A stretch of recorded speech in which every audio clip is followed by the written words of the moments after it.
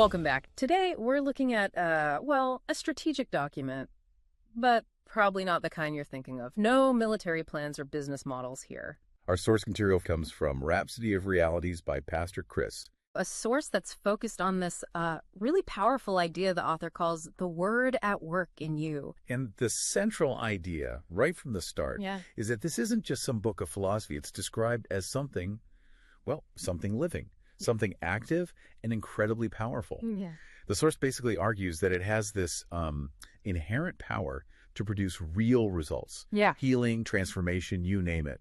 But only if you handle it the right way. And it hooks you immediately. The moment you start reading, it just throws this massive military analogy at you, describing this word as being sharper than any two-edged sword. Which is such a potent image. It's all about its functional nature, right? A two-edged sword isn't for display. No. It's made to cut, to separate, to bring about change. It highlights that this is a tool ready for immediate and kind of aggressive use. It's not passive knowledge.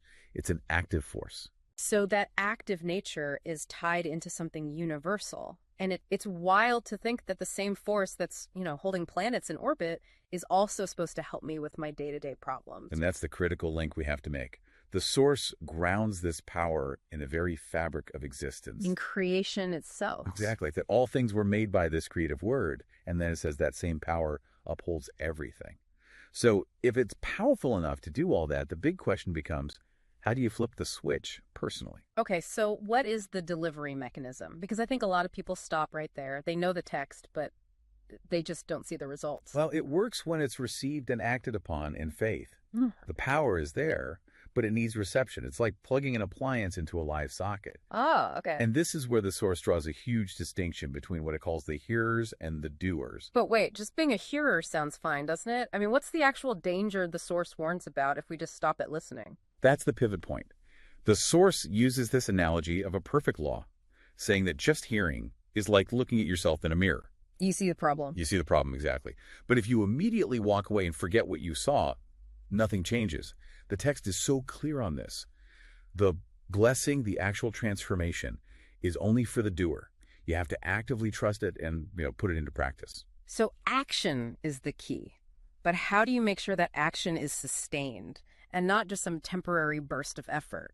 That brings us to that amazing analogy of the living seed. Yes, the mechanism for internalization. It's vital. The source says to treat the word like a living seed. It's got the DNA for everything you need. Righteousness, health, success. But it has to be planted in a receptive heart for it to actually grow. And the process for planting it, for getting it to move from just being information in your head to a reality in your heart, is meditation. Precisely. Meditation is the mental work you have to do to internalize it. Think of your head as like the RAM in a computer's short-term memory. Right, temporary. But your heart, that's the hard drive. That's what governs your behavior, your core beliefs. Meditation is the step that writes that living data permanently onto the hard drive, making it a living reality that actually guides you. So if we connect this all back for everyone listening, the source is saying that giving this active, creative force the #1 spot in your life is the path to building a really strong future. That's the synthesis, yeah.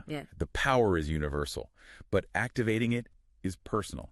It takes two things: receiving and acting in faith, and then internalizing it completely through that focused meditation. And to leave you with a final image that just perfectly captures the result of all this, the source uses this stunning description from Psalm 1. It says, the person who is a consistent doer of the word is like a tree deeply planted and rooted by the brooks of bliss. I love that phrase. Bearing fruits in every season of life, luscious, ever blessed, and ever prosperous.